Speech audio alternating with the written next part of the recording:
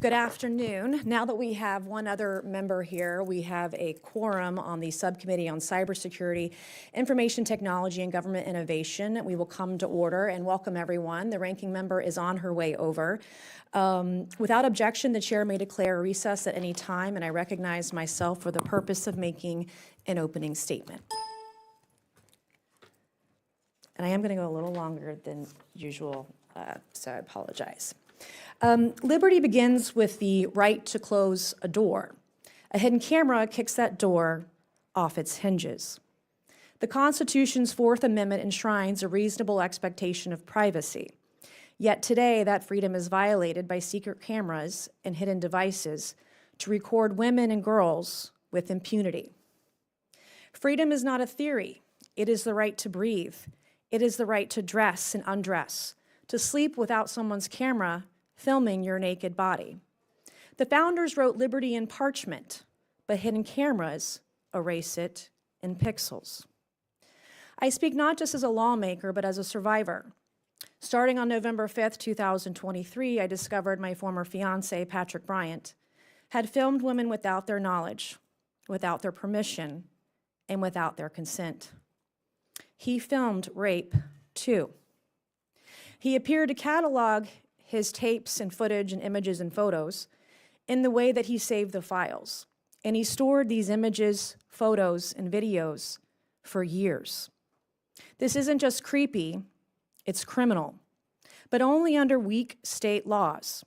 In South Carolina, first-time voyeurs face a misdemeanor and a small $500 fine. That's not justice, that is betrayal. Real men guard a woman's privacy, but predators harvest it. When predators install covert cameras or forge explicit images, they do not just invade a room, they invade a life. And that life deserves more than a misdemeanor. Exhibit 1, behind me is a screenshot from one of the videos I found of myself. The yellow circle, this naked silhouette, is my naked body. I didn't know that I had been filmed. I didn't give my consent. I didn't give my permission. And this particular video that Patrick Bryant recorded of me on his secret camera, he saved for over 3 years without my knowledge. I didn't pick this fight. I don't even want to be here today and discuss this. But because he's still roaming around South Carolina free, filming whatever genital parts he wants because no one has held him accountable, he's not in jail, he's not had to pay a fine, no restitution. He's able to rape other women, film them. And when I discovered this video, I discovered that he utilized up to 4 potential devices, and I wouldn't be surprised if there were more. I was filmed in secret. The camera sat silent, yet it screamed my safety was negotiable and my dignity disposable. All right, this is an image of Patrick Bryant and the co-owner of that property trying to lick his face. I think it says a lot about a man's character and what he was doing behind the scenes. This next image I'm going to show, and I'm going to ask unanimous consent to enter it into the record, is the property where many women were filmed. This is the property where I found this hidden camera. Another device, at least one other device was used here to film women without their knowledge, without their permission, without their consent. This was on the Isle of Palms in South Carolina.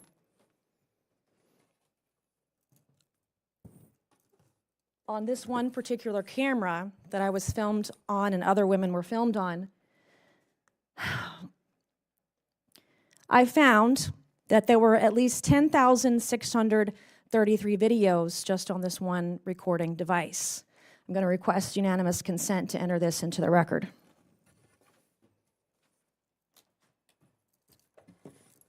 Now, I was given legal access to his device, by the way, on November 5th, 2023, which is where I started to find all these things.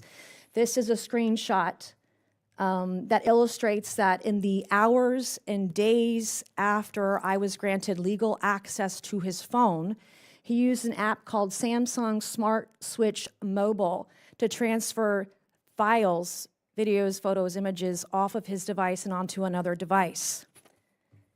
On the same day that I was given legal access to his phone, I found a second mobile device. It was the Tiramisu operating system. I have a screenshot of that. I forgot to print it off today.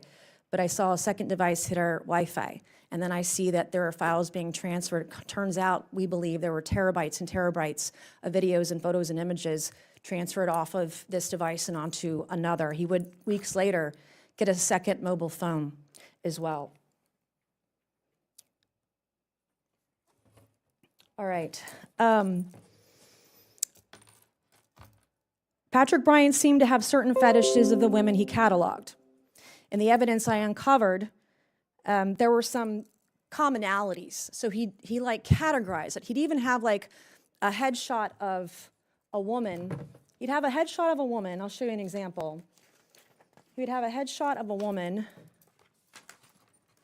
and then next to her headshot, like just from like her Facebook or Instagram or something, this is a woman in a glitzy dress. He'd have a picture of a woman, and they would have all these files saved next to the headshot, almost as if he didn't want to forget who that genital part belonged to.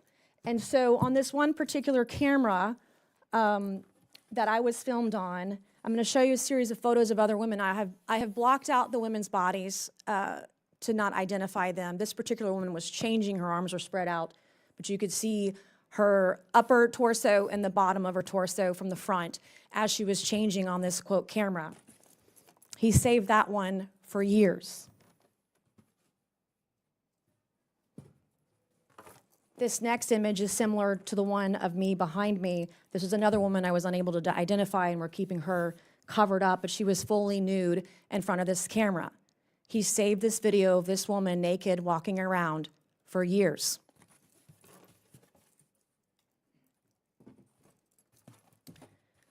One of the things that he would do in front of this hidden camera, this is him in the center of the shot, he would place women. One of the common things I saw in these videos, many videos, is he would put women in the middle of this area where this hidden camera was, and they would perform, there would be sexual acts that would be performed. These women did not know they were being filmed. I have spoken to at least 2 potential victims. One was definitely a victim because I saw the tapes, but I've spoken to at least 2 potential victims that saw this camera, and they asked him if they were being filmed, and Patrick Bryant said no. And so he would place women in the center field of the camera, and sexual acts would be performed. He would also place women on a certain piece of furniture. Let me get one of the one before that. One before that I already showed. Okay, so I can do mine. I'll just show mine. On this couch back here, he would place women where I'm pointing my finger. He would place them facing out so they'd be toward the center of the camera, and that you would be able to see their bodies as they were engaged in sexual activity.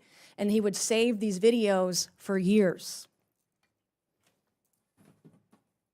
He had a fetish with photographing women who were naked at the end of his bed. I covered up the woman from the top. You can see her legs spread here as she's walking out after activity in his bedroom. She has no idea that she's being filmed. This one was with his, I believe, his cell phone. And so he had a fetish with buttocks and of women, particularly at the end of his bed. I saw photo after photo of naked women at the end of his bed who didn't know they were being filmed or photographed. Here's another example where another woman, her shoulders here, I identified this victim. I was able to identify several victims. I don't know if she's been informed by law enforcement that she was also filmed and photographed naked. I don't know if she consented or not, but she's, again, there were photo after photo of women naked at the end of his bed.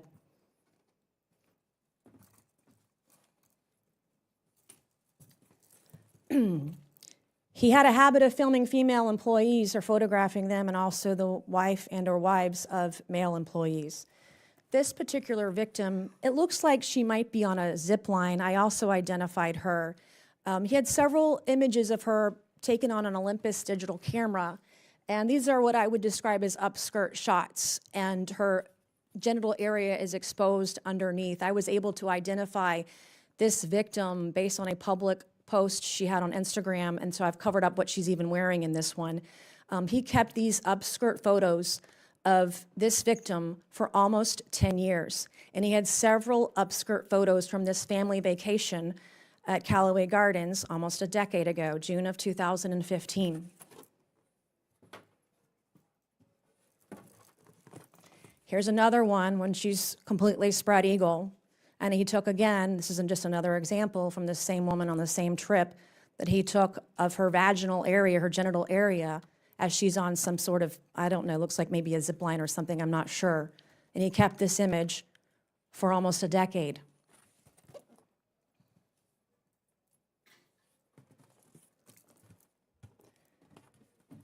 I was given permission to show this photo today from this victim. This is one of the rape victims that I discussed in my February 10th floor speech.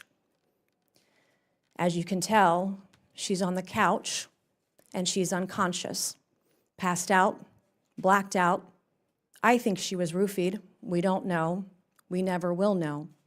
But as you can see, she's on the couch, dead. I would find multiple photos of this rape victim on the couch of a man named Eric Bowman who resides on Sullivan's Island, South Carolina. Her rape was premeditated. It was planned. It was filmed. And the tape of her being assaulted by the business partner of Patrick Bryant, John Osborne, this rape tape was saved for years. By the time I'd found the rape tape, it had been saved for over 5 years. This is sick. This is perverted. This is criminal.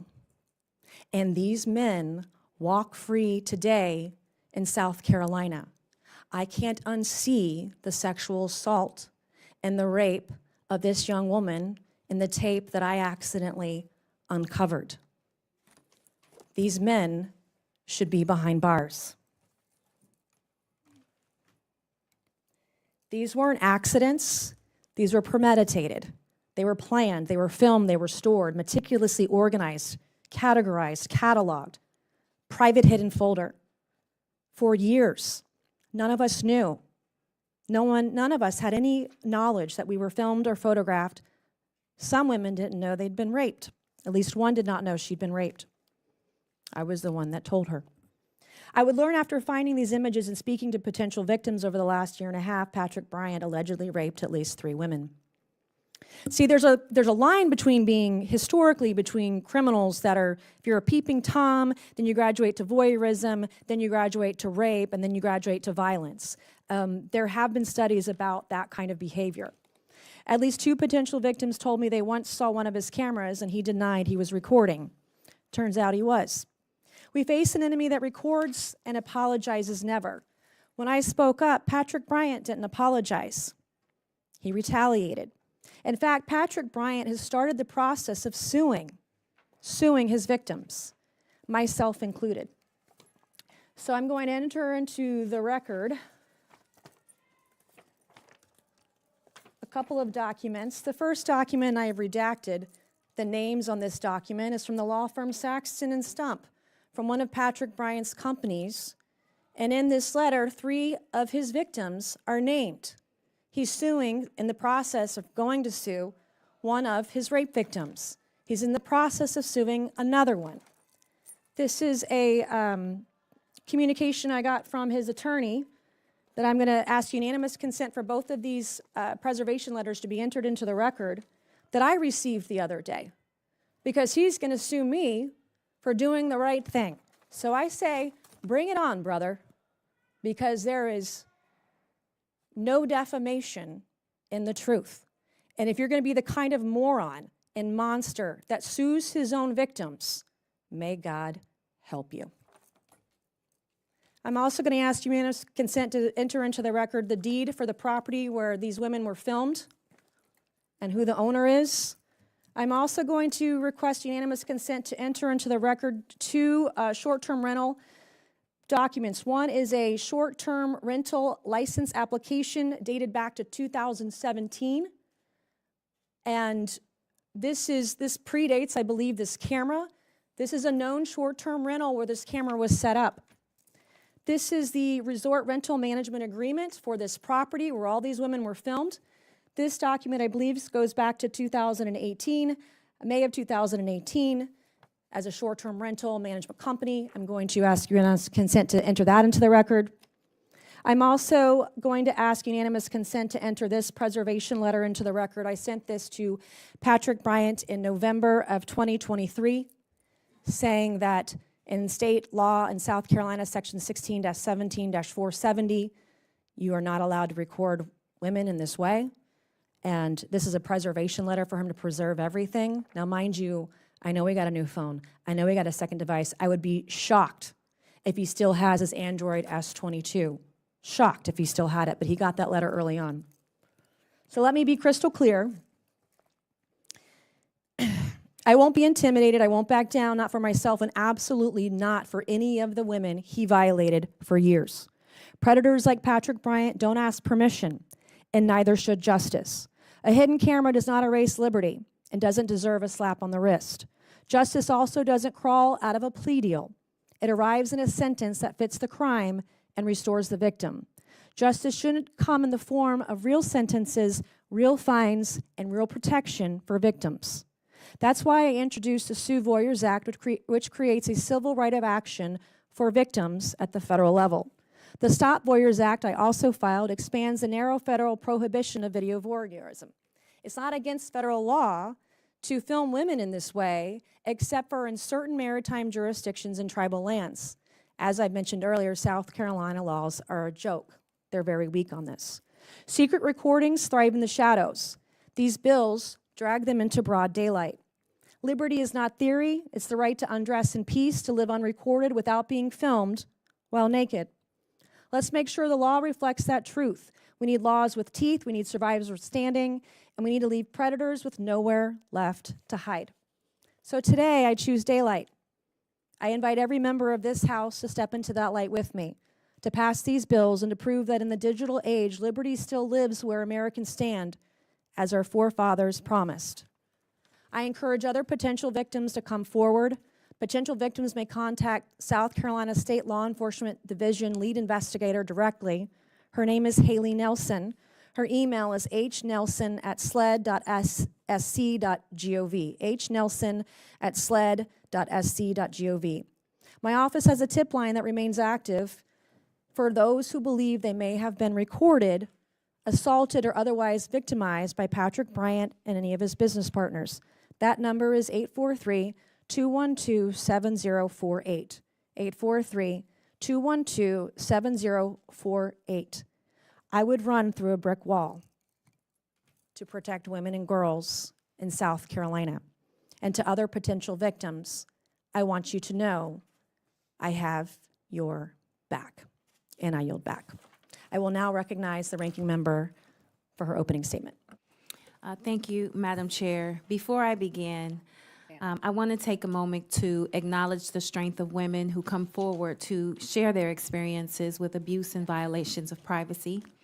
Their stories remind us of the responsibility we all share to create a world where safety and dignity are never in question. No woman should ever feel unsafe, whether in public or private life. And I think that it is fair to say that we both agree that everyone has the right to be safe from prying eyes, electronic or real, in private places. When someone checks into a hotel or a short-term rental, they have a reasonable expectation that they will not be watched or recorded. It shocks me that we even need to have this conversation, but this is the world we live in. What's more, new technology has only made it easier for bad actors to abuse our trust. Cameras are smaller, cheaper, and harder to spot than ever. Although the largest companies in the industry have explicitly prohibited surveillance cameras inside of properties, too many bad actors have continuously been non-compliant. A CNN report found that Airbnb may have received as many as 35,000 complaints about cameras inside of rentals on their platform. This isn't just invasive, it's traumatizing. Having hidden cameras in private spaces is not about security. It's not about making sure guests don't throw outrageous parties on the property. Outside cameras would accomplish that. No. This is about invading someone's personal privacy. The lack of clear national standards allow platforms and hosts to operate under a patchwork of inconsistent rules, leaving consumers vulnerable. Women are often the primary targets of harassment and surveillance, and the ways technology can be employed to harass and surveil women extend beyond hidden cameras in hotel rooms. For example, the National Organization for Women recently released a report finding that a quarter of American women have experienced abuse online, including sexual harassment, cyberstalking, and other threats. Women of color reported experienced the highest rates of online abuse. However, all communities are not impacted by the surveillance in the same way. Black and brown communities are disproportionately surveilled by law enforcement using surveillance cameras. These systems frequently leverage racial recognition technology, which has shown significant error rates when analyzing individuals with black and brown skin tones. One study found that the error rate for facial recognition technology when used on light-skinned men was less than 1 in 100, while the error rate when used for darker-skinned women was nearly 35%. This discrepancy raises serious questions about the possibility that surveillance technology will be used to unfairly target minority communities. Cameras that misidentify people do not create law and order. They only put more people at risk. I appreciate the opportunity this hearing brings to discuss the ways that surveillance technology can be used to target women and other minority communities. I ask my Republican colleagues to join me in thinking about the ways that this technology should be regulated to stop its misuse. As lawmakers, we cannot stand by while surveillance technology evolves unchecked. With the rise of AI-driven monitoring tools, we must act decisively to close loopholes that allow consumer-facing platforms to profit at the expense of personal privacy. Let me be clear. Every American has a fundamental right to privacy, especially in personal spaces like bedrooms, bathrooms, and living areas. Renting a home, whether for a weekend or a month or walking down the street in your neighborhood, should never require sacrificing that right.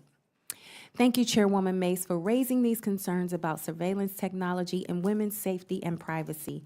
I look forward to today's conversation, and with that, I yield back. Thank you so much. I'm pleased to introduce our witnesses for today's hearing. Our first witness today is Mr. Joseph Lasorsa, founder and president of Lasorsa and Associates.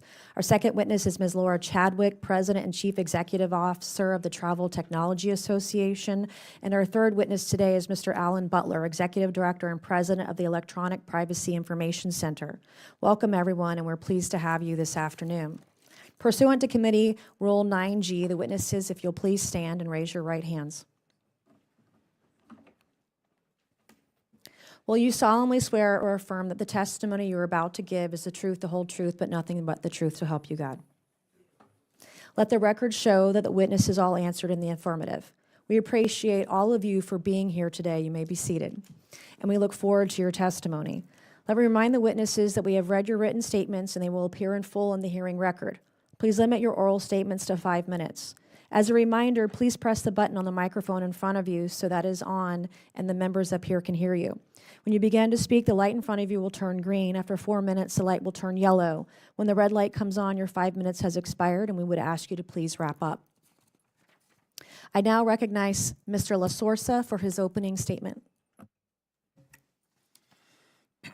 Thank you for the opportunity to appear before this committee and discuss a growing concern in our increasingly connected society, covert surveillance in private and temporary spaces. My name is Joseph Lasorsa. I spent the past 15 years in the field of personal protection, security consulting, technical surveillance countermeasures, and privacy protection supporting both corporate and individual clients across the United States and abroad. I'm here to speak today about the ease in which covert surveillance can be conducted utilizing commercially available technology and how this capability threatens the expectation of privacy in short-term and temporary rentals such as Airbnbs, Vrbos, and even hotel rooms. Technical surveillance is nothing new. First instances of which have occurred as far back as the Civil War, when Abraham Lincoln's telegram lines were tapped. However, modern technology has become increasingly accessible, inexpensive, no longer in the domain of governments and corporate espionage. Small, high-definition cameras and audio recorders can be purchased online for less than $100. These devices are mass-produced, often marketed as tools for legitimate purposes, such as for home security or child monitoring, but no verification of how or where they are utilized exists. This accessibility creates an environment in where an individual, regardless of intent, can obtain and deploy highly effective covert surveillance equipment with minimal effort or technical skill. As someone who routinely performs technical surveillance countermeasures inspections or bug sweeps of offices, residences, and short-term rentals, I can confirm that these hidden cameras, disguised as smoke detectors, alarm clocks, power adapters, everyday common devices, are found in places where individuals have a reasonable expectation of privacy. Before me here on the counter, there are several devices such as carbon monoxide detectors, power adapters, and even a computer mouse, which is used for technical surveillance. Currently, U.S. laws regulating the manufacture, sale, and use of surveillance devices are outdated and insufficient. They presume lawful intent and typically do not restrict possession. In many states, the legality of surveillance is tied to consent, but that consent is often ambiguous in the context of short-term rentals where the renter is unaware of being monitored in common spaces. This legal loophole creates a fundamental misalignment between the letter of the law and the reasonable expectation of privacy. Homeowners would never be expected to tolerate surveillance within the privacy of their own homes. Similarly, individuals who temporarily rent a space, whether for a weekend stay or during travel, should be granted that same reasonable expectation of privacy. During such occupancy, that space effectively becomes their private residence. While some laws prohibit surveillance in inherently private areas such as bedrooms, bathrooms, and closets, the allowance of covert monitoring in so-called common areas like living rooms and kitchens, often without the renter's knowledge of consent, undermines personal dignity, autonomy, and legal protections. This issue is not hypothetical. Multiple documented cases have revealed hidden surveillance devices in private rental properties. To help restore and reinforce the public's trust in the use of temporary spaces, the following is recommended. Establish a federal privacy expectation standard for short-term rentals, mirroring the protections afforded to long-term tenants and hotel guests. Requiring full disclosure of any surveillance devices in any rented property, regardless of whether they are placed and whether or not they are covert, and require signed and informed consent from the renters. Ban the use of surveillance devices in bedrooms and bathrooms of any rental or temporary living space, including common areas where sleeping or personal activities may occur. Clarify penalties for covert surveillance of any individuals in temporary dwellings without clear and voluntary consent. In conclusion, privacy is a foundational right, and its erosion in temporary living spaces threatens not only individual freedoms, but also the integrity of platforms and industries which depend on public trust. Efforts must be made to close the legal and technological gap which has allowed covert surveillance to flourish unchecked in short-term rentals. Thank you for the opportunity to share these insights. I look forward to answering your questions. Thank you. I'll now recognize Ms. Chadwick for her opening statement.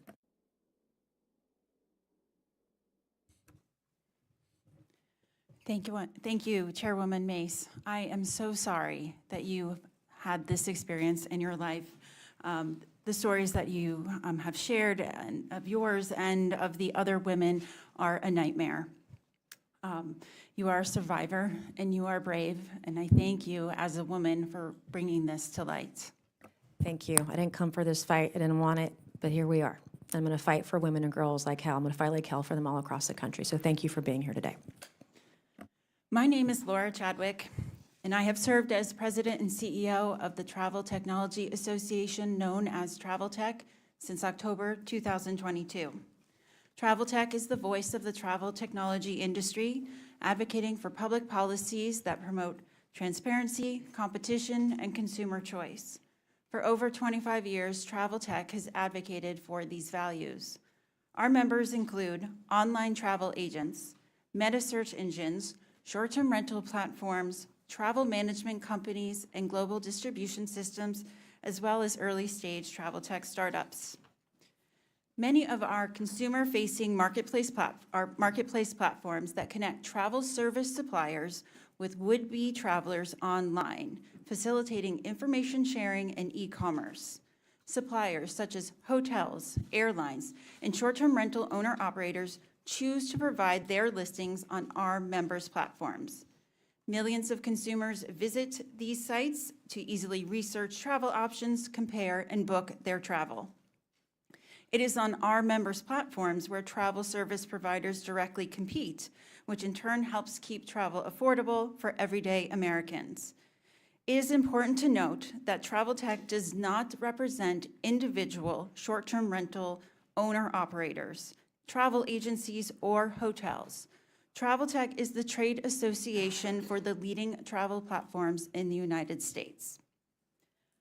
TravelTech's advocacy on behalf of its members focuses on platform-related issues, such as mandatory and ancillary fee transparency and industry competition. However, the purpose of my testimony today is to speak broadly about the policies that TravelTech member companies facilitating short-term rental bookings have in place to help protect guests from surveillance in private spaces. I am not here to represent any one member, but to speak for the industry at large. I want to make it clear, as I said in my opening, that this is an issue that deeply resonates with me. I want to make it clear that secret recordings of any unsuspecting person in any private space is wrong. Individuals who engage in such conduct violate fundamental human rights wherever secret recordings occur, be it in a hotel locker room, retail establishment, medical setting, or even in an airplane restroom. As a woman and a mother, I am deeply concerned about this issue. Our member companies are likewise focused on these issues. Having policies in place to help protect guest safety and privacy is their highest priority. One of the many benefits of a short-term rental lodging is that the properties come in various configurations, offering consumers a wide range of choice to meet their needs and budget. Common configurations include a full house or apartment where all the space is considered private. Another popular configuration is a private room within a house or apartment with shared common space. For all of these configurations and others, our members have unequivocal policies to help protect guests in these private spaces. Surveillance devices are prohibited, full stop. This means for entire house or apartment rentals, no surveillance devices are allowed anywhere inside. In private rented rooms within a house or an apartment, this means no surveillance devices too. Further, no cameras are allowed outside that record guests inside, and our members also have policies for outdoor-facing surveillance devices like doorbell cameras, and they require that they be disclosed upfront to guests. Violations of these policies are infrequent, but when a guest does report an alleged hidden camera, our members take it extremely seriously. They encourage guests to report actions by short-term rental owner-operators that violate the platform surveillance policies, and our members invest the guest report and address it accordingly. This can include removing the property from the platform. Our members provide resources to help guests report incidents to law enforcement and cooperate with police as they investigate. Chairwoman Mace, we look forward to working with you with the Stop Voyeurs Act. And I thank you for the opportunity to testify at today's hearing, and I look forward to answering your questions to the best of my ability. Thank you. I'll now recognize Mr. Butler for his opening remarks. Thank you, Chairwoman Mason. To the members of the subcommittee, thank you for the opportunity to testify today about this critical issue of privacy threats posed by recording and monitoring in shared spaces. My name is Alan Butler, and I'm the Executive Director at the Electronic Privacy Information Center. EPIC is an independent, nonprofit research organization established in 1994 to secure the right to privacy in the digital age for all people. This hearing addresses a critical question that has been the central focus of modern privacy law since it was first developed more than a century ago. How can the law preserve our right to be let alone as technologies evolve and make surveillance easier and less expensive and harder to avoid? The stakes are high. And those of us working to protect against abuse and provide meaningful guardrails on these powerful technologies should work together to establish safety standards and defend privacy. Privacy law as we know it today was developed in response to the widespread adoption of camera technology at the turn of the 20th century. When Samuel Warren and Louis Brandeis published The Right to Privacy in 1890, they were concerned that the onset of these new recording devices would mean that what is whispered in the closet should be proclaimed from the housetops. The response was to establish the theoretical foundation for the individual right to privacy against such intrusions. And this right has been enshrined in laws and cases over the ensuing decades. The laws continue to evolve over the last century as technological developments have enabled new methods of surveillance and data collection. And policymakers have responded in kind when necessary by restricting the use of these technologies and enabling public oversight. For example, Congress passed the Wiretap Act in 1968 to regulate both government and private sector uses of telephone interception systems. We have witnessed a profound shift towards wide-scale surveillance in the 50 years since the Wiretap Act was passed. In 2002, Epic launched a campaign called Observing Surveillance to document the widespread use of surveillance cameras in our nation's capital. And that trend has increased exponentially with the marketing of direct-to-consumer and direct-to-business camera products. It would be hard to lead a similar campaign today because cameras are omnipresent, smaller and harder to detect than ever. And now, even inexpensive cameras can capture detailed pictures at a distance. What's more, camera systems can now be integrated with facial recognition technology and other AI-based analytics and tracking capabilities. Many of the devices in our homes, offices, and community spaces now have built-in sensors that pose significant threats to privacy. Recording devices have become much smaller and more precise than ever, and software makes it possible to analyze and even clone our voices for malicious purposes. And even when microphones aren't present, we can still be exposed. Data about our precise location can reveal our movements, our social activities, our beliefs, and our health status.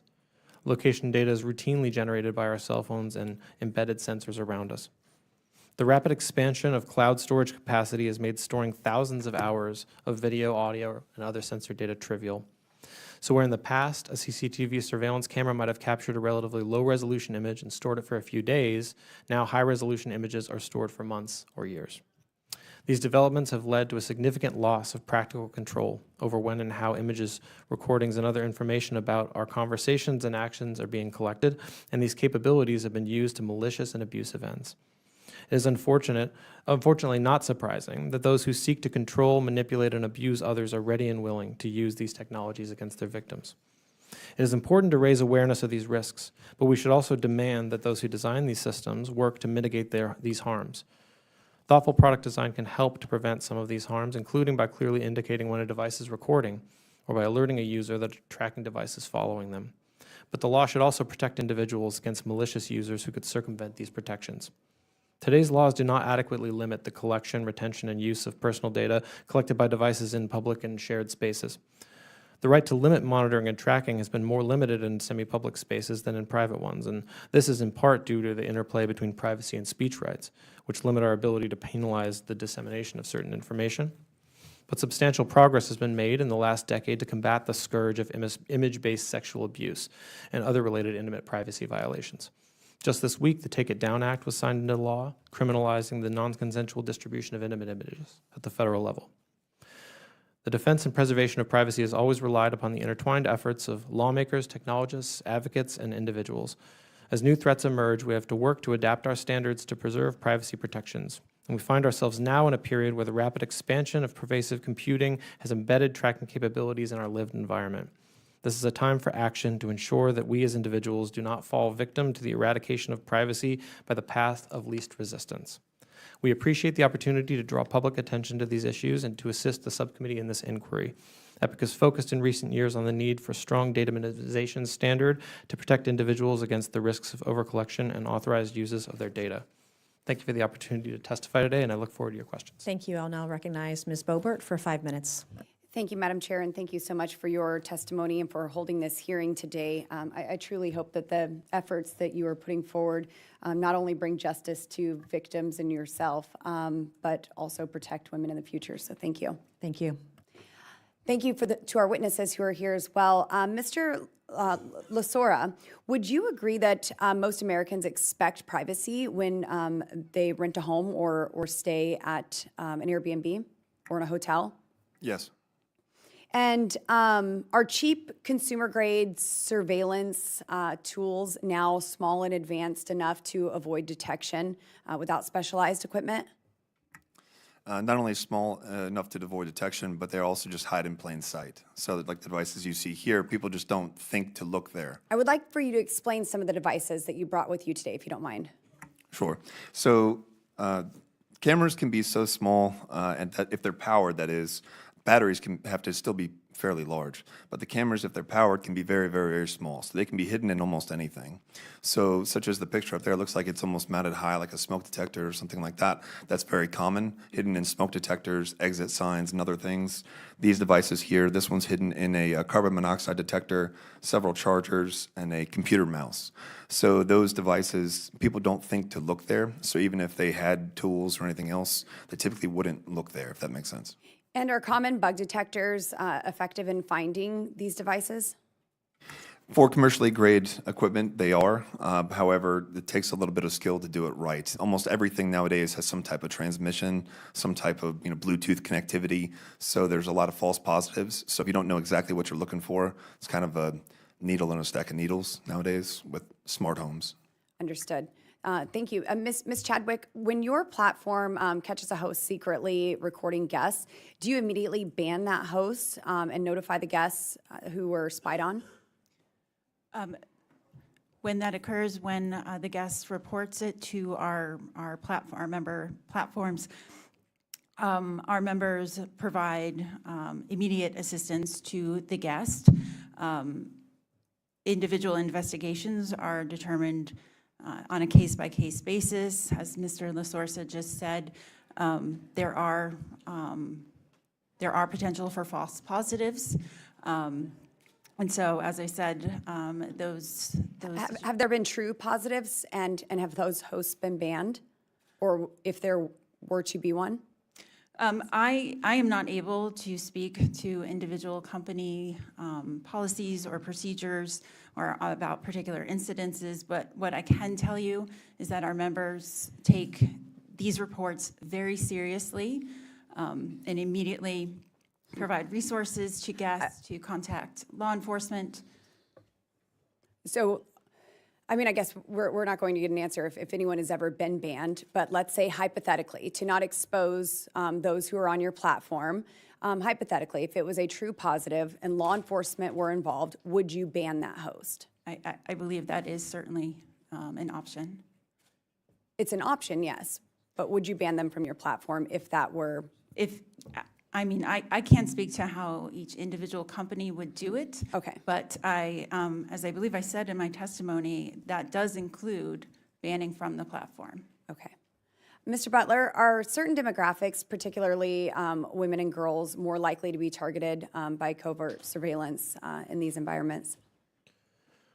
I think that history certainly bears that out. I think that there is an inherent power dynamic in the use of some of these technologies, and you're definitely seeing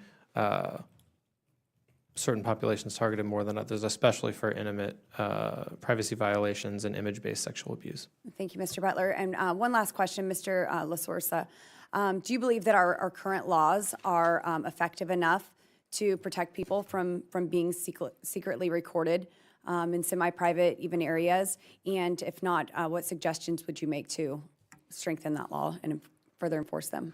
To directly answer, no. The largest issue that I see is that there is a legitimate use for covert surveillance cameras. So say, for instance, we buy these to see how we can find them and everything else. One of the latest ones that I purchased was a exit sign Wi-Fi camera. However, that was marketed as a security camera for an office, which is a legitimate use. So that's the common issue that I see is there is a legitimate use. So how do you define, what somebody is actually going to do with it if they can legally purchase it? Further, most of the devices that we've actually found, the individual takes the claim that they didn't know it was illegal because they were able to purchase it due to that legitimate use. So that's what I would highly recommend is trying to clarify the intent and use cases of surveillance devices. But I don't see an easy pathway there considering the amount of legitimate use cases. Thank you very much. I yield. I will now recognize Mr. Subramaniam for 5 minutes. Thank you, Madam Chair, and I'm very sorry about your experience, and I hope you are able to find justice. Thank you. I appreciate that. I'd love to hear from Mr. La Sorsa, sort of what legislation already exists that has addressed this. You had some ideas in your testimony, and so I'd love to hear from you kind of what you think we can do in Congress to help address this. Sure. So there are various laws which were written in the late 60s, 70s. The Title 18 U.S. Code, I believe it's Chapter 119, 2510, identifies what a covert device is. But again, it doesn't get into the intent behind it and the manufacture and sale of legitimate use cases versus illegitimate. So that being the case, as we are focused here on private spaces and temporary rentals, what I would recommend is establishing a federal standard for privacy. So most states, I can't speak to all states, obviously, there's a lot of them, but the most states have a expectation of privacy as a basis for their laws. That is let's say, the issue between state to state. So what is actually considered private? Is it, as Ms. Chadwick mentioned, the common spaces? That's different in a lot of states as far as if you can rent a room and the common spaces are shared between different people that can rent rooms, or is it the common space of a home like a kitchen or a living room? Is that technically a common space?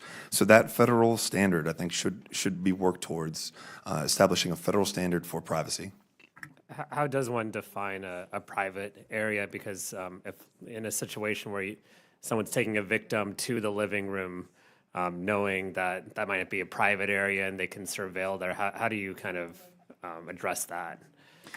In my testimony here, what the simple way that I looked at it was, if you were in your home and you expected to not be surveilled by somebody else, I think that's kind of the limit there. So if you're in your home, if you're standing near an open window, there's not an expectation of privacy. If you're in a space in your home where somebody where they're legally allowed to be can't see you, and you have let's say there may be personal things that might occur there, I think that's what should define the line.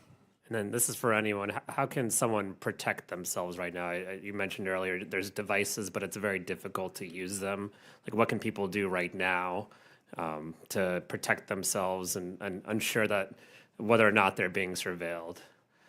If I may start, I start with just advising people of the lack of protections and that they may be exposed to this. So for instance, just to put this in context, we do travel security risk assessments. So if I have a client traveling to, say, China, we don't tell them to look for the devices, we tell them to be aware that they are under surveillance. So the same practice almost exists if we're trying to inform people and protect people as they travel and rent Airbnbs, Verbos, et cetera. We say just act like you're under surveillance because you can't expect privacy in a lot of these places. Would anyone else like to comment on that? Okay. I yield my remainder of my time. Thank you. Thank you. I'll now recognize Mr. Crane for 5 minutes. Thank you, Ms. Chairwoman, for holding this very important hearing. And again, like everyone else, I apologize for what you went through, and I too hope you get justice. Thank you. Mr. La Sorsa, you've spoken a lot about some of the privacy concerns with basic common technology that many Americans use in their homes, like Ring cameras, alarm clocks, smoke detectors, and how to detect breaches and abuses. In your experience conducting inspections and bug sweeps, what's something people would least expect that has become a huge privacy threat with some of those common technologies? Mostly, I would say the audio that goes with it. So a lot of people seem to expect some type of video surveillance, like being seen through a window, for instance, but the audio part of that as well. A lot of these devices are audio capable, and a lot of the people that even use these devices are unaware of the excess legality of audio versus video. So for instance, where you're allowed to video doesn't necessarily mean that you're allowed to audio record, if I'm saying that right. So the audio, what you're saying being recorded, I think is a large surprise to a lot of people that they were recorded being what they said was recorded. If I'm explaining that correctly. Are there any products that you can buy to actually put covers over those so that you're not being video recorded? Some of the products you have in front of you, I believe you have a power strip, a smoke detector, a mouse, a cell phone charger. Right. Most of these, what we would recommend people to do is simply unplug them. I don't recommend that you damage or completely remove anybody's personal property from a rented property. However, these can simply be unplugged and covered with, I'm not sure if there's any tools to specifically cover them, but you can unplug it and put it in a closet or drawer somewhere or something like that. Yeah. There have been over 35,000 reports to Airbnb on surveillance devices at rentals as of 2024, and we've seen terrible cases of abuse, such as a man in Michigan was caught filming women in a tanning salon in 2021 and posting that footage to an adult website. Earlier this year, a school security coordinator faced felony charges for installing a camera in a girl's locker room in Wisconsin. An exchange student in West Virginia was spied on in her personal bathroom for a disguised camera purchase from Amazon in 2023. Concerning some of these particularly egregious examples, how can people protect themselves against these privacy threats? Mostly what we recommend is, again, being aware of the laws and how loose they are. So to be aware of, that the fact that you are likely under video surveillance in such areas, and then to be aware of any devices like you see here, and like, again, exit signs, smoke detectors, things like that, to be aware if they're different. So mostly if we see these devices installed somewhere, the overwhelming majority are in addition to what's already there. So for instance, a smoke detector camera. There's a legitimate smoke detector in the room, and there's an additional smoke detector, which is the actual camera. That's mostly what we see. So that gets you the majority of the way there in terms of being aware and looking for extra devices that perhaps are in duplicate and different. We're talking a lot about Airbnbs today, but have you also encountered these at hotel chains and other places? Anybody? Yes. Would you say one is more predominant than the other? In my experience, the Airbnbs, Verbos, those are, I would say, the majority of cases where we've looked, we've found something. Do corporations that operate large hotels, do they have their own security teams that will go through just to make sure employees aren't installing some of this type of technology? I'm not aware if they have a dedicated team to that, but in my experience, they are very concerned with it. Obviously, there's a large backlash if this does get out, so that is certainly a concern of theirs, yes. Mr. Butler, you spoke specifically about how recording devices have become smaller and more precise, and cloud storage capacity makes it shockingly easy to store thousands of hours of video and audio footage. How does the lack of clear consent requirement make it easier for perpetrators to violate privacy without legal consequences? Thank you for the question, Representative. I think that it's a layered problem. The fact that you have, in many of these instances, not all, in some of these instances you have the perpetrator involved, makes the consent question under current law more complicated, because a lot of the current law we have is focused on the privacy of communications between parties, right? So if in many states you have one-party consent, which means that if two people are talking, that one person is not violating the law if they record that conversation. Now, in other states, you have two-party consent, which doesn't allow surreptitious recording of conversations unless both people consent. So that's one element of the problem of disentangling consent in these cases. And I think another, as Mr. Lazorsa mentioned, is the lack of clarity especially in common law and tort claims around defining those expectations, especially in spaces that are not specifically the home of the victim. And that's something that I think that really statutory law has to step in to fix. Thank you. I yield back.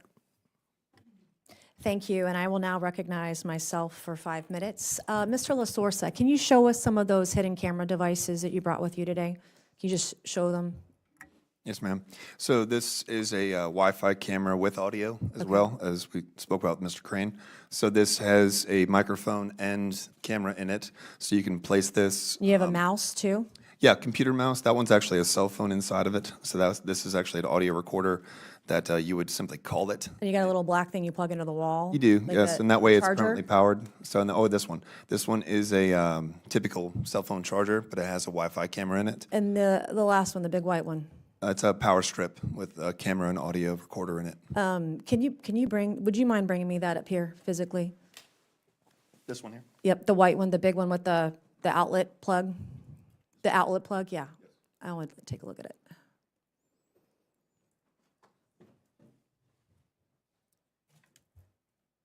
That is, this is very interesting. I'm shaking a little bit. I I recognize a device almost identical to this that I believe Patrick Bryant, or the owner of this property, there was a device that was just like this. This is big and bulky outlet plug, and I'm just realizing it for the first time. It was plugged in over on the wall over here in the center of the room. In the center of the room is where he often would record women having with sexual activity in the middle of this camera. It was within feet. I'm going to take a picture of this, if you don't mind. I'm going to send it to our state law enforcement division because it looks really familiar. It's probably gone now, probably in the bottom of the ocean. In your opinion, you all here today, if there are properties like this, and if someone's caught filming women naked, should they be kicked off of short-term rental sites? Mr. LaSorsa? Absolutely. Ms. Chadwick? Absolutely. Excuse me. Absolutely. Mr. Butler? Yes, absolutely. I have no idea if this property where all these women were filmed, if it's still on any of these short-term rental sites. If it's not, I hope by the end of day to day that it is taken down. These men, these owners who knew that there was a camera, knew women were being filmed, could have unplugged it and did not. And these women were filmed for years at this property, and they did it with impunity. Okay, so in terms of, now that I've lived through this experience, I travel with a little device I got on Amazon. So when I'm at an Airbnb or VRBO or a hotel room, has this little antenna I can pull out and try to find devices. It feels pretty accurate. Are there any particular products that you all recommend when people are traveling, or were there somewhere where there could be a hidden camera that they should use to make sure that they sweep the room on their own, to make sure there are no devices recording them? Mr. LaSorsa? We actually teach and recommend that as well. So there are several devices. What you're speaking Is there to. anyone that you particularly recommend that's particularly good? Not particularly, no. No, they're all about the same, honestly. Okay. Yes, ma'am. Ms. Chadwick? I'm not familiar with such devices. Mr. Butler? Same, I don't have anything specific. You can get them on Amazon, pretty cheap, and I've used them, and they'll find chips in places pretty consistently. Is it true that someone could hide a surveillance device today that is no longer bigger than a pen cap? The average person would have no idea they're being watched. And Mr. LaSorsa, I want to thank you for bringing those devices today. It's really shocking, and I'm literally like physically shaking over this device. Like, I recognize this. I recognize something almost identical to this. That was in that property as well. So maybe there were up to 5 recording devices.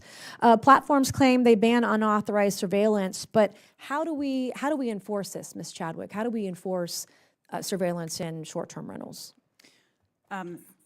Indeed, we have policies that ban them in any private space. Our members have policies that are, as I said, for every private space.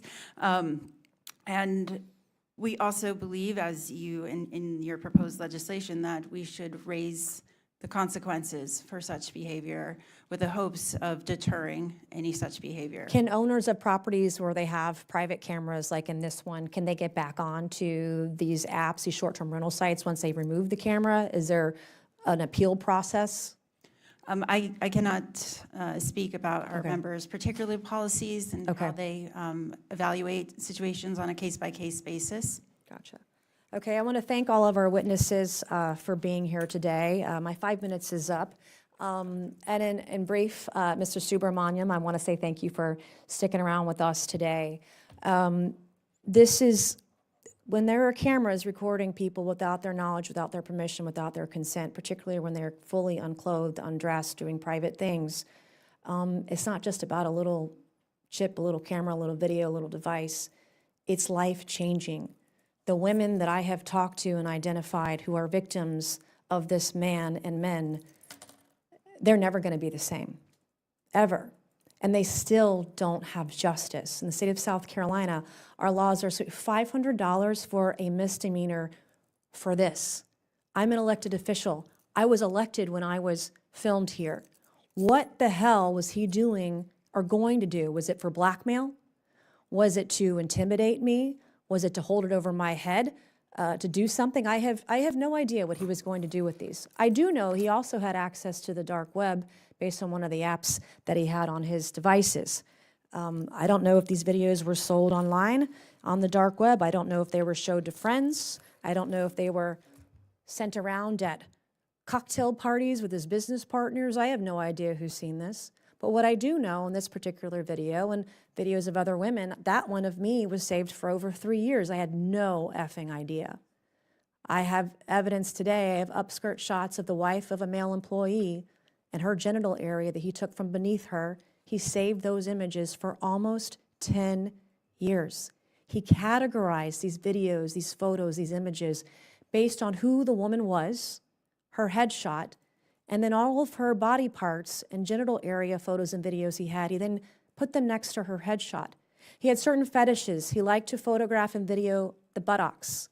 He loved the upskirt shots. He loved putting women in the middle of this hidden camera. I saw video after video after video, years old, before my time, before I ever knew this person, of women engaged in sexual activity with him in the center of this camera. And he'd put them on the couch behind me in that image in a certain position so they would be more centered toward the camera, and you could see the woman's full naked body in full view as they were engaged in sexual activity. There's no way these women knew. And in fact, I have witnesses and I have potential victims who saw the camera, this one above the refrigerator, and asked him if they were being filmed, and he said no. I also have potential rape victims, allegedly 3. And I have a witness to some of these activities. This man is a rapist. He's a voyeur. He's a peeping Tom. He deserves to be in jail. He deserves everything that's coming to him. And I'm going to ensure that his victims, every single victim in South Carolina, that they get their justice, and that we have legislation at the federal and the state level that protects victims. I didn't get a victim's rights advocate for 11 months. One of the rape victims didn't get her victim's rights advocate for 6 months. And if I could have that the one photo of the couch. Victims have rights. You can't publish their name. You can't intimidate them. The witness intimidation, the obstruction of justice that I've seen in this investigation is incredible. And I'm documenting all of it. These women deserve better. It's more than a misdemeanor. It should be more than a year in jail. It should be more than a $500 fine. These women's lives have been changed forever. There are some victims who are too afraid to come forward. And I'm going to be their voice. For the women who have come forward, I want to say your bravery and your courage is immeasurable. I'm not doing this for me. I'm doing this for the women behind me, for the women who will continue to be abused and be victims of a monster. This can never happen again. And I will not allow it on my watch. And I will work day in and day out, 7 days a week, 365 days a year, to ensure these men can never harm another woman again, with federal legislation and state legislation as well. And come hell or high water, these women will get what they deserve, and I will always have their back. And with that, I conclude this hearing today. And with that and without objection, all members will have 5 legislative days within which to submit materials and to submit additional written questions for the witnesses, which will be forwarded to the witnesses for their response. So if there's no further business, without objection, the subcommittee stands adjourned.